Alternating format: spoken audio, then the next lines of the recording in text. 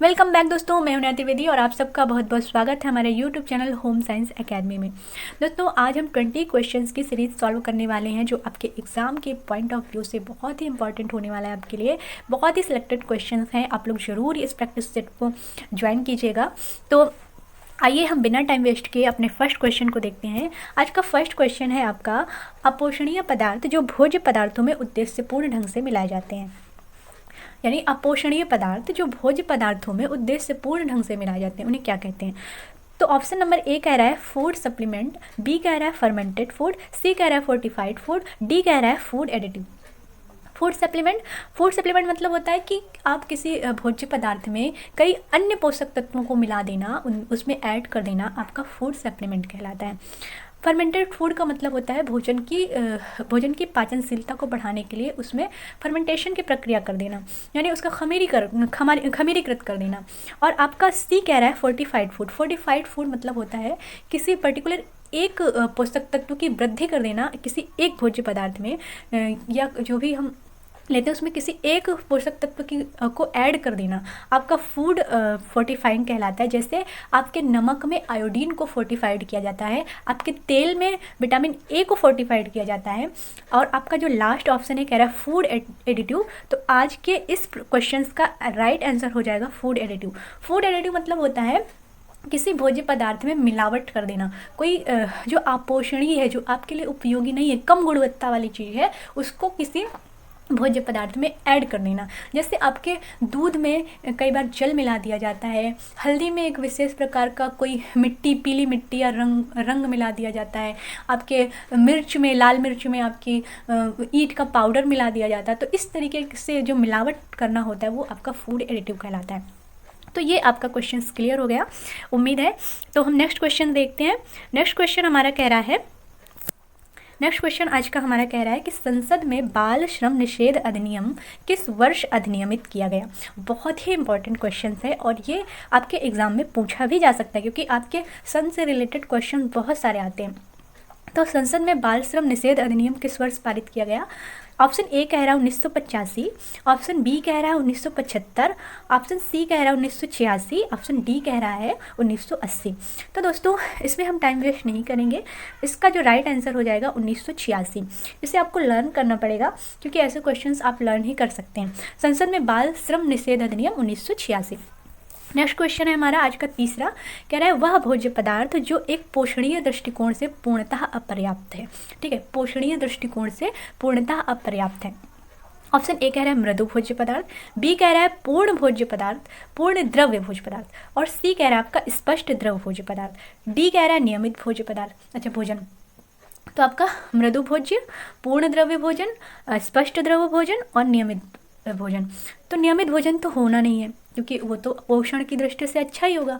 मृदु भोज्य पदार्थ भी आपका नहीं होगा क्योंकि मृदु भोज्य पदार्थ में भी पोषण होता ही है, लेकिन इसे पूछना ना कि पूर्णतः अपर्याप्त है, अपर्याप्त नहीं पूछा, पूर्णतः अपर्याप्त है। ये एक आपका मतलब ये नोट करने वाली पॉइंट है, ये देखने वाला पॉइंट है।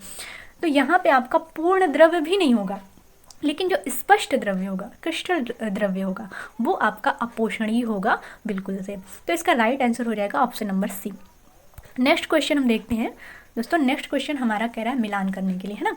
तो सूची 1 में सूची 2 को मिलाना है, हमें देखना है कि किस चीज़ में कौन से पोषक तत्व पाए जाते हैं। तो हम देखते हैं। तो हमारा जो क्वेश्चन कह रहा है पपीता आपका, पपीते में आपका विटामिन ए की भरपूर मात्रा होती है, तो ये ए जाएगा 4 में। संतरा आपका विटामिन सी का सोर्स है, रिच सोर्स है। सबसे ज़्यादा तो आंवले में पाया जाता है, लेकिन संतरे में भी अच्छी मात्रा में विटामिन सी पाया जाता है। ठीक है, खजूर आपका जो है लौह पाया जाता है, इसमें लौह का बहुत ही अच्छा सोर्स है। आपका रागी जो है कैल्शियम से रिलेटेड है। तो ये आपका हो गया पपीते में विटामिन ए, और आपका बी संतरे में आपका विटामिन सी, और खजूर में आपका लौह, रागी में कैल्शियम। ठीक है, तो हम नेक्स्ट क्वेश्चन की बात करेंगे अब। नेक्स्ट क्वेश्चन कह रहा है कि भोजन में प्रोटीन और कैलोरी की गंभीर कमी के कारण हो जाता है। प्रोटीन और कैलोरी की कमी से पूछ रहा है। तो प्रोटीन और कैलोरी की कमी से आपका हो जाता है मैरास्मस। क्या हो जाता है? मैरास्मस। प्रोटीन की कमी से, केवल प्रोटीन की कमी से क्वाशियोकर होता है, लेकिन प्रोटीन और कैलोरी दोनों की कमी से आपका मैरास्मस हो जाता है। विटामिन सी की कमी से आपका स्कर्वी हो जाता है। विटामिन B1 की कमी से यानी थायमिन की कमी से बेरी हो जाता है। आयोडीन की कमी से आपका घींगा हो जाता है। ठीक है, तो ये आपका 6 नंबर क्वेश्चन था। अब हम बात करेंगे क्वेश्चन नंबर 7 की। 7 कह रहा है डेमोग्राफिक गैप क्या होता है? डेमोग्राफिक गैप क्या होता है? ऑप्शन ए कह रहा है जन्म व मृत्यु दर के बीच की भिन्नता। बी कह रहा है विशेष आयु में जन्म मृत्यु दर भिन्नता। सी कह रहा है लिंगानुपात में भिन्नता। और डी कह रहा है माँ बच्चों के अनुपात में भिन्नता। तो इसका आपका राइट आंसर हो जाएगा जन्म व मृत्यु दर के बीच की भिन्नता। क्या हो जाएगा? जन्म व मृत्यु दर के बीच की भिन्नता। नेक्स्ट क्वेश्चन हम देखेंगे।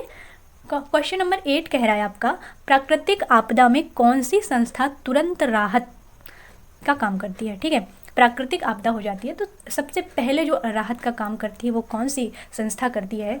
तो इसका जो राइट आंसर हो जाएगा वो है आपका भारतीय रेड क्रॉस सोसाइटी। कौन सी? भारतीय रेड क्रॉस सोसाइटी। इसकी स्थापना आपकी 1920 में हुई थी। कब हुई थी? 1920 में हुई थी। ठीक है, और आपके विश्व बैंक की भी हम बात कर लेते हैं। 1944 में इसकी स्थापना हुई थी। इसका मुख्यालय आपका वाशिंगटन DC में है। और आपका जो यूनिसेफ है, यूनिसेफ की स्थापना 11 दिसंबर, ठीक है, 11 दिसंबर में, आप 11 दिसंबर 1946 में 1946 में इसकी स्थापना हुई थी। और भारत की अगर हम बात करें, भारत में आपका जो यूनिसेफ था वो आपका आया था 1949 में। कब आया था? 1949 में। अच्छा, अब यहीं पर हम WHO की भी बात कर लेते हैं। WHO की स्थापना जो हुई थी वो 7 अप्रैल, कब? 7 अप्रैल आपका और 1948 में। कब? 1948। ठीक है, तो हमने ऑप्शंस क्लियर कर लिए। उम्मीद है आपको समझ में आया होगा। और हम नेक्स्ट क्वेश्चन की बात करते हैं। नेक्स्ट क्वेश्चन हमारा कह रहा है शांति निकेतन की शुरुआत किसने की थी? शांति निकेतन की शुरुआत आपके रविंद्रनाथ टैगोर ने की थी। इन्होंने जो है ये इसकी शुरुआत जो है 1921 में की थी। कब? 1921 में की थी। रविंद्रनाथ टैगोर द्वारा शांति निकेतन की शुरुआत की गई थी। तो हमने अभी बात करी थी 10 नंबर क्वेश्चंस कह रहा है तेल में फोर्टिफाइड किया जाता है। हमने अभी आपको क्लियर किया था कि तेल में आपके विटामिन ए को फोर्टिफाइड किया जाता है। किसको? विटामिन ए को फोर्टिफाइड किया जाता है तेल में।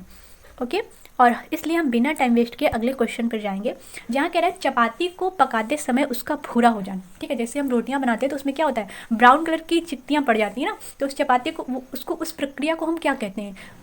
वो जो होता है वो आपका डेक्स्ट्रिनाइजेशन कहलाता है। क्या कहलाता है? डेक्स्ट्रिनाइजेशन कहलाता है। अच्छा, जिलेटिनाइजेशन किसको बोलते हैं? तो जिलेटिनाइजेशन जो होता है वो आपका, जैसे आप अनाज को भिगोते हैं और फिर उसको अंकुरित कर लेते हैं, तो उसमें जो प्रक्रिया होती है उसको हम कहते हैं जिलेटिनाइजेशन। ठीक है, और कैरेमलाइजेशन वो होता है जैसे आप चीनी को पकाते हैं तो पकाते हुए वो ब्राउन कलर की हो जाती है, पकाते चीनी को, तो वही आपका कैरेमलाइजेशन कहलाती है। और फर्मेंटेड तो आप जानते ही कि जैसे हम उसको खमीरीकृत करते हैं, जैसे हम आपके इडली बनाते हैं तो उसको उसमें सॉफ्टनेस आ जाती है ना, तो उसको कहते हैं खमीरीकृत या फर्मेंटेशन। तो जिलेटिनाइजेशन क्लियर हो गया। कैरेमलाइजेशन और डेक्स्ट्रिनाइजेशन जो चपाती में भूरा रंग होता है वो डेक्स्ट्रिनाइजेशन कहलाता है। कैरेमलाइजेशन चीनी को पकाना जो ब्राउन कलर की हो जाती है। और जिलेटिनाइजेशन यानी कि हम जो अनाज भिगोते हैं उसमें जो अंकुरण हो जाता है उसको हम जिलेटिनाइजेशन कहते हैं। अच्छा, जब अनाज को हम अंकुरित करते हैं तो उसमें कौन सी विटामिन जो है बढ़ जाता है? ठीक है, कौन सी विटामिन बढ़ जाता है अगर बात करें तो उसमें आपके विटामिन बी समूह बढ़ जाता है। और अगर ये कहा जाए कि इसमें कौन सी विटामिन उत्पन्न हो जाती है तो आपकी विटामिन सी जो है जिलेटिनाइजेशन प्रक्रिया में, यानी कि अनाजों के अंकुरण में आपका विटामिन सी की वृद्धि हो जाती है। विटामिन सी जो है उत्पन्न हो जाता है, वृद्धि विटामिन बी समूह की वृद्धि हो जाती है। ठीक है, नेक्स्ट क्वेश्चन की बात करेंगे। आज का हमारा नेक्स्ट क्वेश्चन कह रहा है, क्वेश्चन नंबर 12 कह रहा है चुकंदर में पाया जाने वाला वर्णक कौन सा होता है? चुकंदर में पाया जाने वाला वर्णक। ठीक है, तो ऑप्शन नंबर ए कह रहा है एंथोजेंथीन, बी कह रहा है क्लोरोफिल, सी कह रहा है लाइकोपिन, डी कह रहा है कुरकुमिन। ठीक है, तो इसका जो राइट आंसर हो जाएगा चुकंदर में पाया जाने वाला जो वर्णक होता है जो इसको लाल रंग प्रदान करता है, हल्का बैंगनी जैसा को डार्क बैंगनी प्रदान करता है, तो वो आपका एंथोजेंथीन के कारण आपका चुकंदर में बैगनी रंग या रेड कलर होता है, ठीक है। क्लोरोफिल आपका जो होता है जैसे हरे पत्ते वाली सब्जियों में उसको हरा रंग देता है। लाइकोपिन की बात करें तो आपके टमाटर में लाइकोपिन वर्णक होता है। कुरकुमिन आपका हल्दी में होता है। तो ये रहे आपके वर्णक, मैंने एक साथ 4 क्वेश्चन सॉल्व कर दिए है ना। तो आपको क्लियर हो गया होगा। एंथोजेंथिन चुकंदर में, क्लोरोफिल हरी पत्तेदार सब्जी में, लाइकोपिन टमाटर में, कुरकुमिन हल्दी में, ठीक है, क्लियर। नेक्स्ट क्वेश्चन पर चलते हैं। तो आज का नेक्स्ट क्वेश्चन कह रहा है आपका, खाद्य पदार्थों की रोकथाम अधिनियम किस वर्ष पारित किया गया। खाद्य पदार्थों में खाद्य मिलावट की रोकथाम अधिनियम किस वर्ष में पारित किया गया। तो ऑप्शन ए कह रहा है 1951 में, बी कह रहा है 1952 में, सी कह रहा है 1953 में, डी कह रहा है 1954 में। तो खाद्य पदार्थों में मिलावट की रोकथाम अधिनियम 1954 में आया था, ठीक है, 1954 में, क्लियर। नेक्स्ट क्वेश्चन की हम बात करेंगे। 14 कह रहा है, इसमें भी आपको सूची मिलानी है। सूची 1 को सूची 2 में मिलान कीजिए, ठीक है। तो इसका जो हम मिलान करेंगे, दही में किस चीज़ का मिलावट की जाती है। दही में आपका पानी की मिलावट की जाती है। और आपका घी की बात करें तो घी में आपका ब्लांटिंग पेपर, ठीक है, ब्लांटिंग पेपर की मिलावट की जाती है। अनाजों में आपके रेत मिलाया जाता है। और अगर आटे की बात करें तो आटे में आपका टेल्कम पाउडर, क्लियर। दही में पानी, घी में ब्लांटिंग पेपर, अनाजों में रेत और आटे में टेल्कम पाउडर। तो सारे क्वेश्चंस हमने सॉल्व कर लिए। अब हम नेक्स्ट क्वेश्चन की बात करेंगे। क्वेश्चन नंबर 15 कह रहा है कि सूची 1 को सूची 2 में मिलान कीजिए। इसमें भी आपको मिलावट ही देखनी है। तो हमारा जो पहला पूछ रहा है, काली मिर्च में किस चीज़ की मिलावट की जाती है। पपीते के बीजों की, ठीक है, पपीते के बीज, क्योंकि काली मिर्च जैसा ही कुछ वो होता है, तो वैसे ही ना जैसे सिमिलर दिखने वाली चीज़ों की हम मिलावट करते हैं किसी भी चीज़ में। मिर्ची में आपके ईंट के पाउडर की मिलावट की जाती है। अगर हम धनिया पाउडर की बात करें तो लकड़ी का बुरादा धनिया पाउडर में मिलावट होता है, उसका ऐड कर देते हैं, ठीक है। और आपका हल्दी में आपका मेटेलिन पीला एक प्रकार की पीली मिट्टी जैसा कुछ होता है, एक कलर होता है जिसको हल्दी में मिला दिया जाता है, ठीक है। नेक्स्ट क्वेश्चन कह रहा है, सरसों के तेल में मुख्य रूप से मिलावट होती है। सरसों के तेल में जो मुख्य रूप से मिलावट होती है वो आपकी होती है। पहला ऑप्शन कह रहा है यूरिया, बी कह रहा है कीटनाशक, सी कह रहा है सल्फर, डी कह रहा है अर्जिमोन। तो दोस्तों इसका जो राइट आंसर होगा वो हो जाएगा आपका अर्जिमोन, ठीक है। अर्जिमोन बहुत ही घातक होता है और ये कैंसर कारक एक प्रकार का पदार्थ है जिससे कैंसर होने की संभावना हो जाती है। और ये आपके सरसों के तेल में जो आप लेते हैं मार्केट से उसमें ये पाया जाता है, ठीक है। नेक्स्ट क्वेश्चन की हम बात करें, खेसारी की दाल की मिलावट किसमें होती है। तो ऑप्शन ए कह रहा है आपका मूंग दाल में, बी कह रहा है अरहर की दाल में, सी कह रहा है दलिया में और आपका डी कह रहा है मूंगफली में।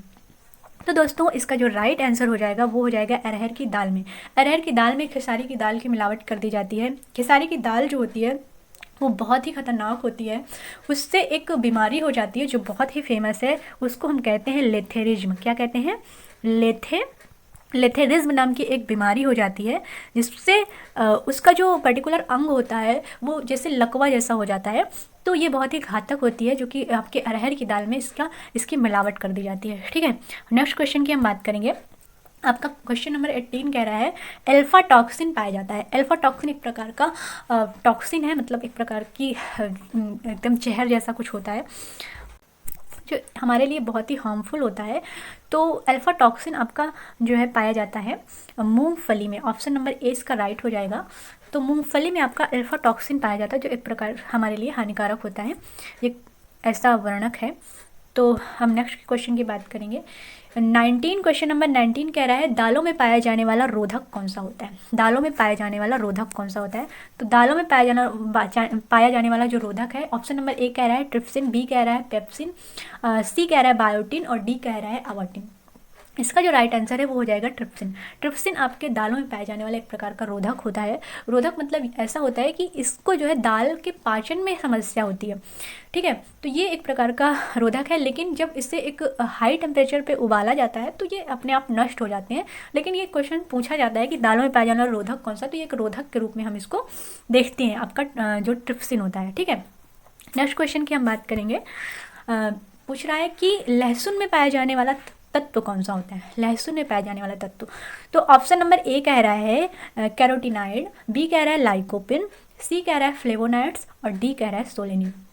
ठीक है, तो आपका जो कैरोटीनॉइड है आप लोग जानते हैं, जैसे गाजर में आपकी पीली सब्जियों में कैरोटीनॉइड होता है।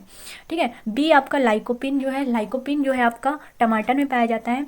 और आपका जो फ्लेवोनॉइड्स है, ठीक है, फ्लेवोनॉइड्स आपका लहसुन में पाया जाता है, जिससे लहसुन आपकी सफ़ेद होती है। ठीक है, और आपका सोलेनिन होता है जो कि आलू में, कभी आपने देखा होगा कि आलू हरे रंग के हो जाते हैं ना कुछ आलू, तो उसमें यही वर्णक पाया जाता है सोलेनिन, जिसके कारण आलू का रंग जो है हरा हो जाता है। ठीक है, लहसुन की अगर हम बात करें तो दोस्तों लहसुन हमारे लिए बहुत ही इंपॉर्टेंट होता है, क्योंकि ये हमारे रक्त को साफ़ करने का काम करता है। और आपके ब्लड में जो आजकल बहुत हमें देखने को मिलता है कोलेस्ट्रॉल की मात्रा को नियंत्रित करने का काम आपका लहसुन करता है, इसलिए लहसुन बहुत ही इंपॉर्टेंट है आपके खाने के लिए। ये आपके कैंसर जनित कारकों को भी नष्ट करने में बहुत इंपॉर्टेंट होता है। आपकी गैस की समस्या में भी लहसुन का यदि आप यूज़ करते हैं तो उससे भी आपको आराम मिलता है। तो लहसुन जो है किसी भी व्यक्ति के लिए बहुत ही फ़ायदेमंद होता है। तो ये रहे आज के हमारे 20 क्वेश्चंस। आप लोग ज़रूर बताइए कि कैसे रहे आप आज के क्वेश्चंस, हमें कमेंट्स करके बताइएगा। और अगर आपको हमारी वीडियो अच्छी लगती है तो अपने कमेंट्स ज़रूर कीजिएगा, कुछ सुझाव दीजिएगा। चैनल अगर आपको अच्छा लगे, आपके लिए हेल्पफुल हो, तो चैनल को सब्सक्राइब कर लीजिए। दोस्तों आज के लिए इतने ही क्वेश्चन थे, हम नेक्स्ट वीडियो में अब मिलेंगे, तब तक के लिए नमस्कार, bye bye, take care to all of you.